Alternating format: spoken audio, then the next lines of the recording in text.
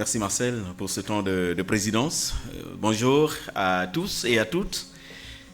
Nous sommes dans la joie encore, sinon je suis dans la joie encore ce matin de pouvoir me tenir devant vous afin de pouvoir simplement partager la parole de Dieu avec vous.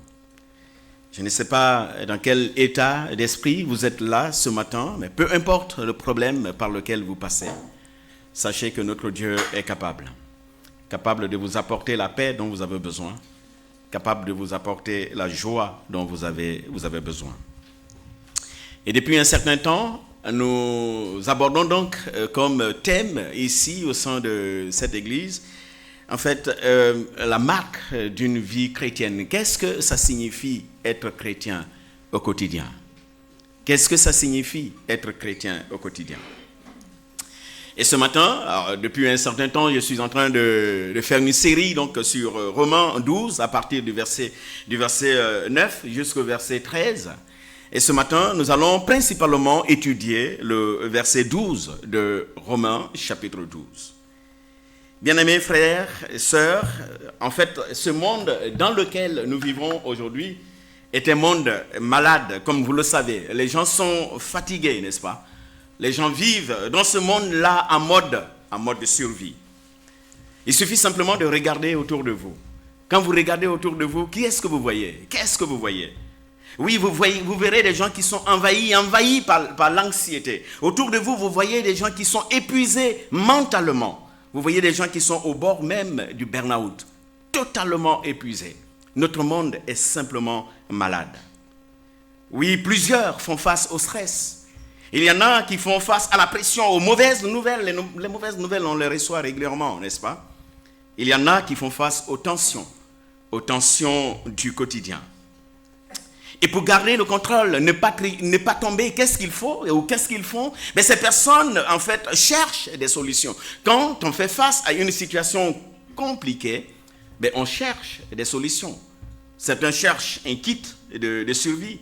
Et ce kit de survie, plusieurs le trouvent chez les coachs. On parlait tout à l'heure de coachs, hein, Marcel évoquait cet aspect, même certains qui sont incompétents, mais on va quand même les consulter pour pouvoir trouver des solutions. Face à ces difficultés, plusieurs se tournent vers des livres de développement personnel parce qu'on espère trouver la solution là pour pouvoir se développer. Face à ces difficultés, il y en a qui utilisent des méthodes et des applications de méditation. Combien d'argent sont dépensés pour simplement se mettre là devant le yoga pour trouver simplement la solution? Nous chrétiens ne sommes malheureusement pas épargnés de cela, n'est-ce pas? Nous connaissons nous aussi la fatigue, nous connaissons la lassitude en tant que chrétiens. Nous aussi nous connaissons la perte de zèle. Qui ici n'a pas commencé sa vie chrétienne avec un feu? Qui n'a pas commencé sa vie chrétienne avec de la joie, avec de l'enthousiasme, mais qui aujourd'hui se trouve quand même dans un désert, un moment totalement sec. Moins de prière, moins de passion pour le Seigneur, moins d'ardeur. On est de plus en plus fatigué aussi. Et si c'est votre cas, bien-aimés frères et sœurs, sachez que Romains 12 est pour vous ce matin. Si vous êtes en train de passer par un temps de sécheresse, vous êtes en train de passer par un temps de difficulté, en fait ce texte-là, il est pour vous ce matin. Ce verset 12 de Romains 12 donne trois attitudes, trois ressources intérieures qui nous permettent de pouvoir tenir ferme quand vient l'adversité. Surtout quand tout va mal autour de nous. Ce verset, je l'ai donc surnommé un kit de survie pour le chrétien. Vous avez besoin de survivre dans ce monde fatigué, épuisé. Paul vous donne ici un kit pour pouvoir survivre. Un peu de contexte. À qui l'apôtre Paul parle-t-il dans ce texte-là? À qui écrit-il? Paul écrit à l'église de Rome. Paul écrit à des chrétiens ordinaires, des hommes comme nous, des hommes qui élèvent, qui travaillent, qui élèvent leurs enfants, des gens qui subissent la cruauté de Néron, des gens qui sont dans un environnement hostile à eux. qui sont parfois rejetés par leur famille à cause du fait qu'ils ont choisi Jésus-Christ comme leur Seigneur et leur Sauveur personnel. C'est à des gens comme nous, c'est à des gens comme moi, comme vous, que l'apôtre Paul est en train d'écrire ici. Et après 11 chapitres où Paul leur expose la grâce de Dieu au travers de l'œuvre de Jésus-Christ accomplie à la croix. Mais l'apôtre Paul l'a dit au chapitre 12 que nous étudions. Mais voilà comment vous devez désormais vivre. Le chapitre 12, frères et sœurs, n'est rien d'autre qu'une réponse pratique à la grâce de Dieu. Dieu a tout fait par grâce. Comment vivre maintenant? Et l'apôtre Paul répond en disant, vous pouvez vivre par une vie totalement transformée. Vous pouvez vivre par une vie consacrée au service. L'apôtre Paul dit, nous pouvons répondre à la grâce de Dieu en aimant sincèrement, comme Dieu lui-même a aimé. En aimant sans hypocrisie. Nous pouvons répondre à la grâce de Dieu en honorant les frères, en servant avec zèle et ardeur, en étant accueillants, bénissant ceux qui nous persécutent, en vivant en paix avec tout le monde et en étant surtout vainqueurs du mal par le bien. L'apôtre Paul sait clairement que vivre ainsi, ce n'est jamais facile. Il le sait clairement. L'apôtre Paul sait que aimer sincèrement, aimer sans hypocrisie, mais en fait, ce n'est jamais facile. Aimer sincèrement, sans hypocrisie, mais en fait, ça nous coûte quand même quelque chose. Pardonner, ça fait mal. Hier, j'ai été impliqué dans un processus de réconciliation et la réunion a commencé à 12h. Nous nous sommes séparés à 18h. Réconciliation. Et vous pouvez comprendre quel était le problème? Le pardon. Parce que pardonner, c'est difficile. Bien-aimés frères et sœurs, servir, ça fatigue. Vivre en paix, mais ça demande des efforts. Tout cela peut créer des tensions, tout cela peut créer de la souffrance. Alors, comment en tant que chrétiens, nous pouvons tenir notre vie chrétienne dans un monde aussi exigeant? Comment pouvoir tenir?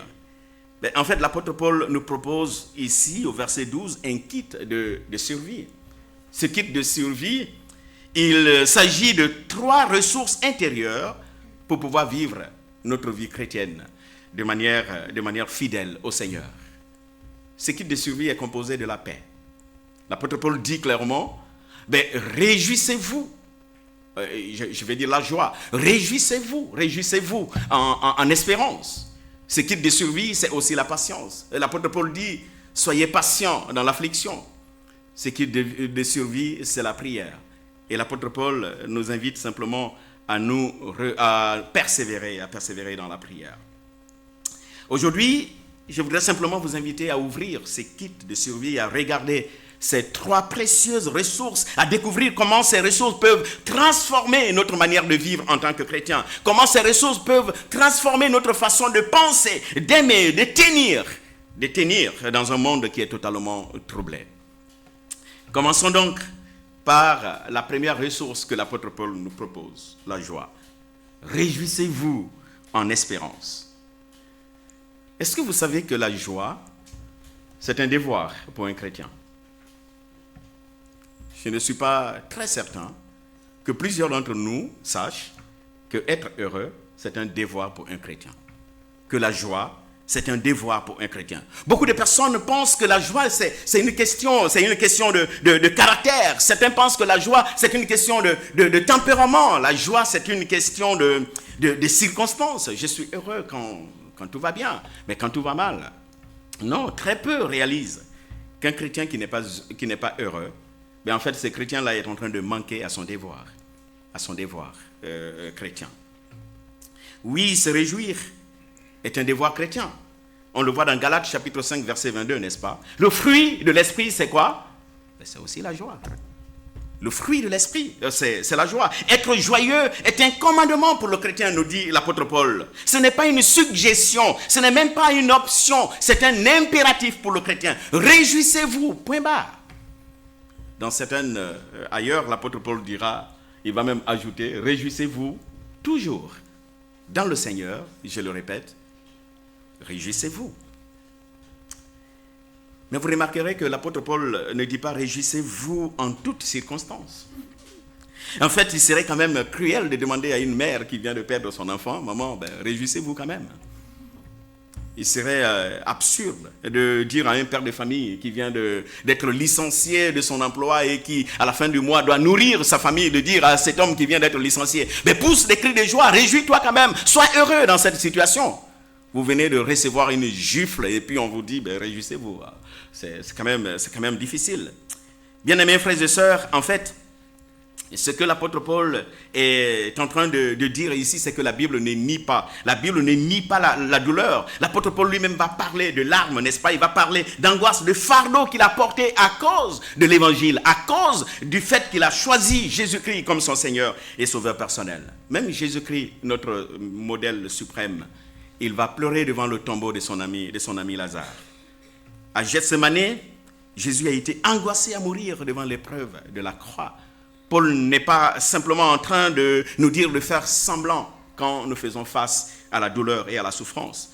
Mais l'apôtre Paul nous invite simplement à déplacer le fondement de notre joie. Sur quoi fondons-nous véritablement notre joie? Voilà ce que Paul est en train de dire plus tôt. Réjouissez-vous en espérance. La question qu'on pourrait se poser ici ce matin, qu'est-ce que ça veut dire? Se réjouir en espérance. Frères et sœurs, en fait, dans la Bible, l'espérance n'est pas un souhait incertain. L'espérance, ce n'est pas un optimisme, un simple optimisme. L'espérance, ce n'est pas un vague espoir en quelque chose. L'espérance chrétienne, ce n'est pas notre... Quand on dit, par exemple, j'espère que tout ira bien demain. J'espère qu'il fera beau demain. Ce n'est pas de cela dont il s'agit quand on parle de l'espérance chrétienne. L'espérance chrétienne est plutôt une certitude. Une certitude ancrée dans les promesses de Dieu. L'espérance chrétienne, c'est une certitude absolue de ce que Dieu va faire. Cette espérance est fondée sur la certitude que Dieu accomplit toujours ce qu'il dit. Dieu accomplit toujours ce qu'il promet. Et une telle espérance est donc une ancre pour l'âme du chrétien. Voilà la source de la joie chrétienne. La certitude que Dieu aura le dernier mot en tout. La source de la foi, de la joie chrétienne, c'est la certitude que la gloire resplendira, peu importe la circonstance dans laquelle je suis, que la victoire est déjà acquise. Oui, la joie chrétienne découle de la certitude de notre salut. Elle repose sur le fait que sur l'œuvre accomplie par Jésus-Christ. C'est Jésus-Christ qui est mort, qui est ressuscité et qui vit à jamais. En fait, en Christ, le chrétien sait que son péché lui est complètement pardonné. En Christ, le chrétien sait qu'il est justifié devant Dieu. En Christ, le chrétien sait qu'il est adopté dans la famille de Dieu. Il sait que ce statut-là, il a un statut et que ce statut-là, rien ne peut l'ébranler. C'est un statut qui reste et qui demeure. Le chrétien, il le sait. Il sait aussi que grâce à l'œuvre de Christ à la croix, Dieu lui promet de le conduire jusqu'à la gloire éternelle. Dieu lui promet de lui faire partager la gloire de son Fils Jésus-Christ, la victoire de son Fils Jésus-Christ. Grâce au sacrifice de Jésus, le chrétien sait que Dieu lui promet la splendeur de son Fils. Dieu promet lui offrir la vie éternelle et la vie éternelle avec lui. Dieu ne nous promet pas simplement la vie éternelle, mais il nous promet la vie éternelle avec lui. En fait, vous savez, le paradis serait vide et fade et s'il n'y avait pas Dieu avec nous. Et le chrétien sait aussi que sa joie n'est pas uniquement enracinée dans l'avenir glorieux promis par Dieu. Le chrétien sait aussi et surtout que, en fait, il sait que son espérance réside dans les promesses de Dieu dans son présent actuel. Ce présent qui est imparfait. Et dans ce présent imparfait, Dieu promet exaucement, il promet délivrance. Vous vous souvenez de ce psaume 50, n'est-ce pas? Invoque-moi au jour de la détresse, je te délivrerai et tu me glorifieras. En fait, les promesses de Dieu, ce n'est pas que pour demain, mais c'est aussi pour aujourd'hui. Frères et sœurs, dans ce présent incertain, mais Dieu promet sa présence et son secours. Vous vous souvenez de ce texte de Ésaïe, n'est-ce pas? Ne crains rien car je suis avec toi. Ne promène pas des regards inquiets car je suis ton Dieu. Je te fortifie, je viens à ton secours. Je te soutiens de ma droite triomphante. Le chrétien le sait. Il sait que dans ce présent incertain, Dieu promet bénédiction divine. Et l'apôtre Paul pouvait donc dire, et mon Dieu pourvoira à tous vos besoins, et selon sa richesse, avec gloire en Jésus-Christ. Dieu pourvoit à tous nos besoins selon quoi? Selon sa richesse. Et notre Dieu est un Dieu infiniment riche. Non, la joie du chrétien ne dépend pas des événements. La joie du chrétien ne s'appuie pas sur ce qu'il voit. La joie du chrétien s'appuie plutôt sur ce que Dieu promet. Comment ne pas se réjouir d'une telle espérance, sachant qui est notre Dieu, un Dieu qui tient toujours promesse. Nous savons du reste, frères et sœurs, que l'espérance produit ce que l'espérance produit. L'espérance produit toujours. Nous savons ce que l'espérance produit dans la vie quotidienne. L'espérance change simplement notre façon de vivre le présent. Vous savez, quand on attend quelque chose de bon, en fait, la vie devient simplement légère. Quand on attend quelque chose de bon, tout devient léger. Un jeune étudiant qui attend de rentrer chez lui pour les vacances, il peut supporter simplement une semaine de plus, une semaine de fatigue. Parce qu'il a l'espoir qu'après une semaine, il va rentrer, il va retrouver ses parents, il va retrouver ses amis et il pourra bien se réjouir. Un entrepreneur qui voit son objectif au bout du chemin tient bon, malgré l'adversité, parce qu'il sait que quelque chose de bon est en train d'arriver. Un prisonnier qui reçoit une lettre lui annonçant sa libération prochaine, ce prisonnier crie de joie, bien qu'il soit encore en cellule. Il sait que très très prochainement, il va être libéré. Je me souviens, au mois de juin dernier, quand un beau matin, j'ai été réveillé par cette bonne nouvelle venant de la préfecture. C'est bon, ta famille peut venir. La joie était tellement grande. Nous étions au mois de juin. J'ai commencé à appeler tout le monde pour dire, gloire à Dieu, je suis dans la joie. En fait, Charlotte et Maël étaient encore en Guinée. Mais le fait d'avoir cette bonne nouvelle, ça changeait simplement ma façon de vivre le présent. Il a fallu attendre encore 3-4 mois avant de les voir venir. Mais cela n'a pas changé ma joie. Parce que je savais que quelque chose de bien est en train d'arriver. Bien-aimés frères et sœurs, un chrétien qui vit dans l'espérance ne regarde pas seulement à ce qu'il vit, il regarde aussi à ce que Dieu a promis. Et Dieu a promis. Comment nourrir notre joie? En fait, nous pouvons nourrir notre joie en choisissant intentionnellement où fixer notre attention. S'il est vrai que nous ne pouvons pas, en tant que chrétiens, nous forcer d'être joyeux, nous pouvons néanmoins choisir où porter notre attention. Vous savez, si l'on passe ses journées à ruminer ses frustrations, si l'on passe ses journées à ruminer ses échecs, ses manques, on ne peut pas s'étonner d'être accablé à la fin de la journée, d'être complètement découragé, d'être complètement abattu. Mais si l'on choisit de contempler les promesses de Dieu, de méditer la fidélité de Dieu, d'orienter notre cœur vers ce que Dieu a promis, alors l'espoir et la joie renaissent simplement. Retenez ceci, bien-aimés frères et sœurs.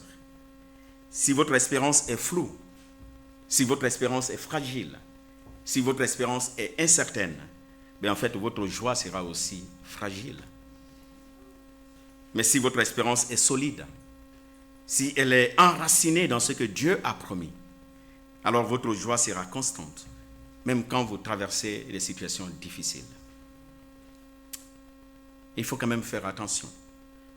Parce que notre joie peut être attaquée. Notre joie peut être testée. Vous allez me poser la question, mais par quoi la joie peut-elle être testée? L'apôtre Paul nous dit, la joie peut être testée par l'affliction, d'où la seconde ressource qu'il nous propose dans ce texte-là. Cette ressource, c'est la patience. La patience. Soyez patients dans l'affliction. Pour l'apôtre Paul, la vie chrétienne n'est pas un long fleuve tranquille. Sur le chemin du chrétien, il y a des difficultés, il y a la persécution, il y a de la souffrance. Les épreuves font partie du chemin. Voilà pourquoi l'apôtre Paul invite le chrétien à la patience. Sauf que la patience, au sens biblique, n'est jamais une résignation passive. La patience, au sens biblique, ce n'est pas serrer les dents en attendant que l'orage passe. Non, ce n'est pas ce que la Bible appelle la patience. Ce terme englobe des notions de loyauté indéfectible, de courage inébranlable, d'endurance passive. La patience chrétienne, c'est une persévérance confiante, fondée sur le caractère et les promesses de Dieu. La patience chrétienne repose sur la foi que Dieu est souverain et qu'il est fidèle et que notre Dieu n'abandonne jamais. Il réalise toujours ce qu'il promet. On pourrait s'interroger de savoir pourquoi l'apôtre Paul met joie et patience ensemble. Pourquoi il enchaîne? Mais parce que l'apôtre Paul est lucide. Paul sait. Il sait que la joie peut être testée. Que notre joie en tant que chrétien va être testée. Vous savez, c'est facile de se réjouir quand tout va bien. Mais quand la détresse débarque, quand la maladie dure, quand l'injustice se répète, quand la prière semble sans réponse, c'est alors qu'on mesure la réalité et la solidité de notre joie. C'est là qu'on peut mesurer, c'est là que la patience devient véritablement le test de la joie et de l'espérance. Regardez ce que l'apôtre Paul dit juste avant le verset 12 et après le verset 12. Paul dit d'aimer sans hypocrisie. Aimer sans hypocrisie. Même nos ennemis. Vous savez, il est souvent facile d'aimer un ami. Aimer un prochain, ça commence à devenir quand même un peu compliqué. Mais aimer un ennemi, dites-moi si c'est facile. L'apôtre Paul le savait. Paul nous demande de bénir ceux qui nous maudissent. Moi, j'aurais tellement prié que ceux qui me maudissent, que la terre s'effondre, qu'ils tombent et puis que ça se referme et la vie continue. Mais Paul dit d'aimer, c'est de bénir ceux qui nous maudissent. De ne pas rendre le mal pour le mal, mais de vivre en paix avec tout le monde. Et lui-même sait que ce n'est pas facile. Parce que la paix ne dépend toujours pas de nous. La paix dépend aussi de l'autre en face. L'apôtre Paul nous demande de surtout vaincre le mal par le bien. Il veut simplement nous dire, en fait, si quelqu'un te fait du mal, rends-lui ce mal par le bien. Ton ennemi a faim, ne l'affame pas davantage, donne-lui à manger. Il a soif, en fait, donne-lui à boire. Soyons honnêtes, bien-aimés frères et sœurs. Vivre ainsi, ce n'est jamais facile. Vivre ainsi, une telle vie crée de l'affliction.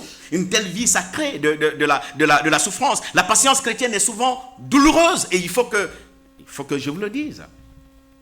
Quand tu décides de ne pas te venger au travail, tu vas passer pour quelqu'un simplement de faible.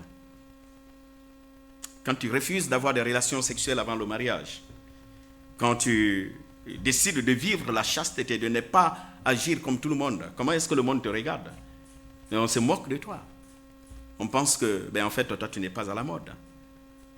Quand dans les études, dans un concours, dans un appel d'offres, tu refuses de tricher pour réussir, ou tu refuses de mentir pour obtenir un avantage, tu passes pour quelqu'un de maudit.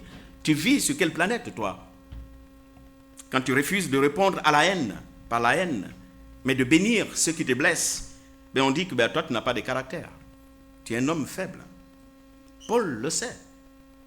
Voilà pourquoi l'apôtre Paul dit, dans cette affliction que va créer l'obéissance à Dieu, en fait, tenez bon. N'abandonnez pas. Oui, quand le fait d'être disciple de Jésus-Christ fait mal, quand le fait d'être disciple de Jésus-Christ devient difficile, ne fuyez pas, ne lâchez pas, ne devenez pas amer. Tenez bon. Endurez. Avec l'aide de Dieu, ne capitulez pas. Tenez bon. Et quand tout cela devient intenable, insupportable, et quand tout cela devient insoutenable, lorsque tu es tenté de céder face à la frustration, face à la colère, face au désespoir, l'apôtre Paul nous invite simplement à regarder au grand modèle qui nous est donné. Ce grand modèle, c'est en fait Jésus-Christ lui-même. Dans Hébreux chapitre 12, verset 2, nous lisons, en vue de la joie qui lui était réservée, Christ a supporté quoi? Il a supporté la croix.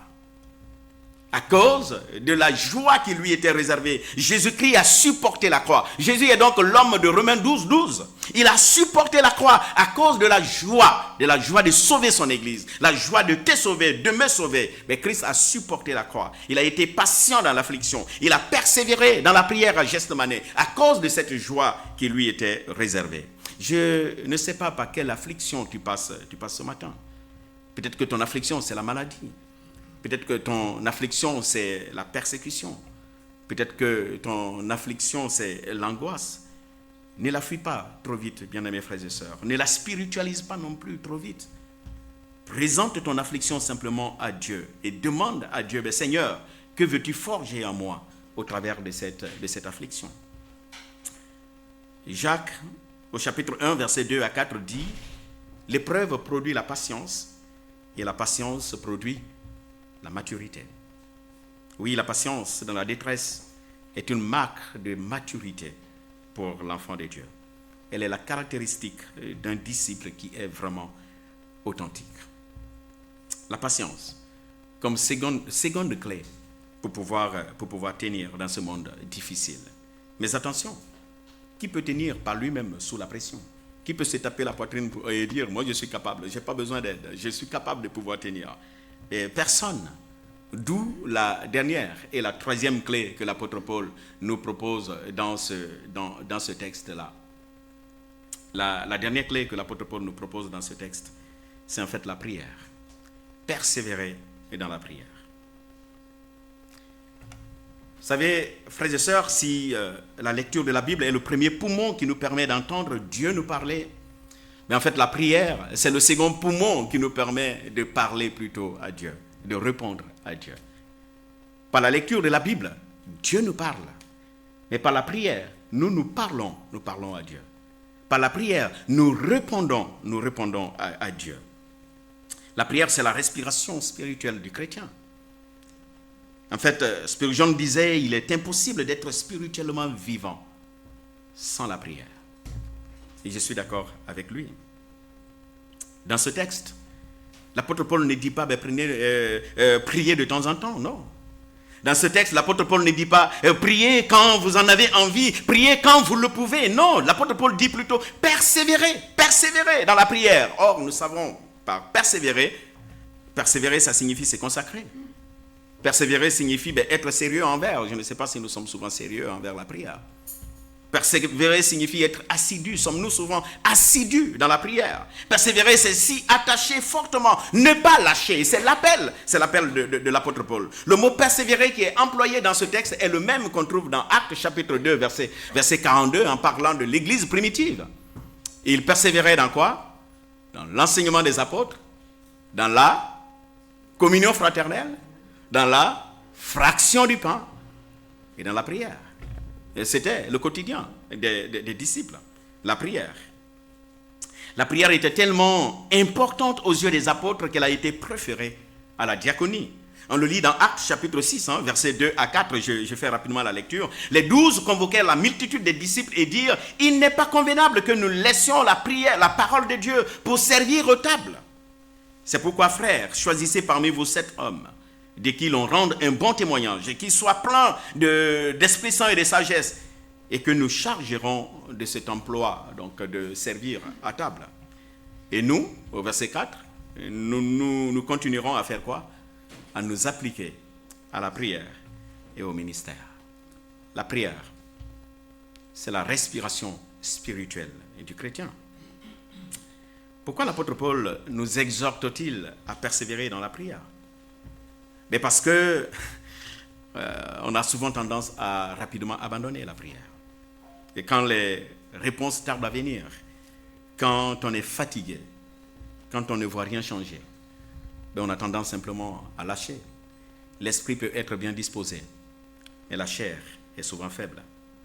Certains s'abstiennent de prier parce qu'ils estiment ne pas savoir formuler de belles prières, parce qu'ils ne savent pas formuler de longues prières. Mais en fait, l'apôtre Paul ne dit pas prier quand vous savez faire de belles prières. L'apôtre Paul ne dit pas prier quand vous savez faire de longues prières, des prières bien structurées, bien formulées. Il dit simplement assiégez le trône de Dieu. Faites monter vos prières vers Dieu. Oui, adressez-vous à Dieu, pas seulement quand vous êtes au calme, pas seulement quand vous êtes à genoux, mais adressez-vous à Dieu en tout temps, en toutes circonstances et en tout lieu. La prière, ce n'est pas un devoir pour un chrétien. Ce n'est pas un devoir à accomplir. La prière, c'est plutôt un moment à savourer avec Dieu. Quelle grâce d'être dans la présence de Dieu et de pouvoir passer du temps avec lui parler, nous adresser fondamentalement à lui. Bien-aimés, pourquoi persévérer dans la prière? L'apôtre Paul nous dit parce que la prière est la source qui alimente toute la vie chrétienne. La prière, c'est comme le branchement. En fait, tu débranches un appareil, l'appareil va s'éteindre. De même, lorsque tu débranches du chrétien de la prière, en fait, le chrétien devient difficile. Sans la prière, sa joie va s'éteindre. Sans la prière, sa patience va s'épuiser. La vie chrétienne devient sèche et devient fade sans la prière. Nos vies chrétiennes seront joyeuses et seront pleines d'espérance et seront remplies de patience lorsqu'elles sont empreintes de prière véritable. Il y a tous ceux qui culpabilisent en ce moment de ne pas pouvoir prier au moins 1 heure par jour. J'aimerais dire que persévérer dans la prière, ce n'est pas parler à Dieu à tout moment. Persévérer dans la prière, ce n'est pas une question de durée, mais c'est plutôt une question de régularité. Au milieu de vos obligations quotidiennes, vous pouvez simplement parler à Dieu, lui ouvrir votre cœur et lui parler. Oui, dans le tourbillon de votre travail, vous pouvez lui adresser une prière, une pensée. Et on a un modèle dans la Bible, Néhémie. J'aime bien cet homme et sa façon de prier. Néhémie n'a pas de longue prière. Néhémie peut simplement dire 1-2 mots, ça suffit. Dieu a entendu et Dieu répond à sa prière. Comment développer une vie de prière? Je vous propose, je pense que je l'avais déjà fait une fois, je vous propose 3 choses à faire. Une horaire, une discipline et un engagement. Voici les 3 choses à faire si vous voulez vraiment développer votre vie de prière. Il faut fixer un moment. Il faut fixer un lieu.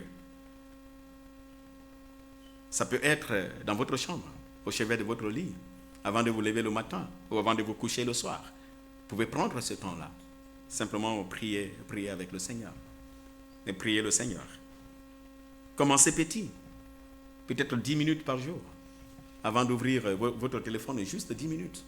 Vous prenez le temps et vous priez votre Seigneur. Soyez réguliers. Imposez-vous une discipline de prière. Il y a tellement de méthodes qui nous aident à pouvoir prier. Ce matin, je vous propose une. C'est la méthode prêt. P, comme proclamer Dieu, qui est Dieu. C'est le moment pour nous de dire qui est Dieu, qui il est pour nous, un Dieu grand, un Dieu merveilleux. Nous sommes dans le domaine de l'adoration, adorer Dieu. Dites simplement qui est Dieu dans votre prière. Et Dieu est heureux que nous le magnifions, que nous glorifions ce grand Dieu qu'il est. Le R, c'est remercier Dieu, c'est la reconnaissance. Dites merci à Dieu pour la vie, pour la famille qu'il vous donne, pour les petites choses qu'il accomplit dans votre vie au quotidien. Le E, c'est le fait d'examiner son cœur. C'est le moment de confesser, de se repentir, de répandre son âme devant le Seigneur et lui demander simplement pardon parce que nous ne sommes pas justes. La Bible dit qu'il n'y a même pas un seul qui soit juste. Et le S, c'est le fait de supplier Dieu. Nous sommes dans des requêtes, des demandes. Demandez à Dieu. C'est le moment de prier pour vous-même, de prier, de demander pour les autres aussi. Non, une vie de prière régulière ne se construit pas par accident. Elle se construit par des choix intentionnels. Il faut établir des horaires de prière réguliers et les respecter fondamentalement. Je vais finir. Je vais terminer, bien-aimés frères et sœurs, en disant, si ce matin tu te donnes pour mission et tu te dis, en fait, en sortant d'ici, je vais tout faire pour être plus joyeux, je vais tout faire pour être plus patient, je vais tout faire pour prier davantage. En fait, je crains que tu rentres chez toi totalement déçu. Parce que la joie et la patience ne sont pas des techniques de développement personnel, non. La joie et la patience, et en fait, oui, la joie et la patience, elles sont spirituelles. Elles coulent du même robinet. Et ces robinets-là, en fait, c'est la communion avec notre Dieu. La communion avec Dieu dans la prière. La bonne nouvelle de Romains 12, c'est que ce texte décrit d'abord Jésus-Christ avant de te décrire toi. Christ s'est réjoui en espérance. Nous avons déjà lu ce texte, n'est-ce pas? Il a été patient dans l'affliction. Insulté, Christ ne rendait pas l'insulte. Il s'en remettait totalement à Dieu, nous dit Pierre, chapitre 2, verset 23. Christ a persévéré dans la prière. Nous l'avons aussi vu à Gethsémane, en agonie. Il n'a pas renoncé. Le Seigneur a prié. Attention, ne t'engage pas donc à obéir à Romains 12 pour être accepté par Dieu. Non. Engage-toi plutôt à respecter Romains 12 tout en sachant que tu es déjà accepté par Dieu. Et en le sachant que tu es accepté par Dieu et que ses promesses sont pour toi, bien en fait tu seras tellement à l'aise de pouvoir t'engager à vivre la joie, à vivre la patience et à persévérer dans la prière. Si ce matin tu es là et tu n'as pas encore le Seigneur Jésus-Christ, laisse-moi te dire que ton grand problème n'est pas l'affliction. Ton grand problème, c'est la séparation définitive d'avec Dieu. Mais la bonne nouvelle, c'est que Christ a porté ton affliction éternelle à la croix. Et la seule chose qu'il te demande aujourd'hui, c'est de venir simplement à lui. Et il te donnera l'espérance. Il te donnera la joie. Cette joie dont tu as besoin.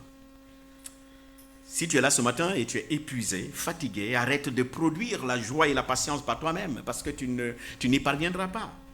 Je t'invite simplement à te brancher sur le canal divin. Reviens cette semaine à la prière. Commence à prier. Mets-toi au pied de Jésus-Christ. C'est là que tu verras le robinet divin s'ouvrir devant toi. Si ce matin tu passes par une affliction, je veux simplement t'inviter à être patient, sachant que les souffrances du temps présent ne sauraient être comparées à la gloire à venir. Cette gloire qui va être révélée pour nous. Réjouis-toi en espérance. Prie sans cesse.